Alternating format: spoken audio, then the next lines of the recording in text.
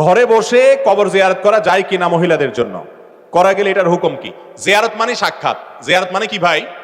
কবর জিয়ারত করা মানে কবরবাসীর সামনে যাওয়া। আমরা কবর জিয়ারত কেন করি? দুই কারণে। কয় কারণে? নাম্বার এক, নবী করিম সাল্লাল্লাহু আলাইহি ওয়াসাল্লাম বলেছেন, নাহাইতুকুম আন জিয়ারাতিল কুবুর ফাজুরুহাল আন ফাইন্নাহা তুযাক্কিরুকুমুল আখিরাহ।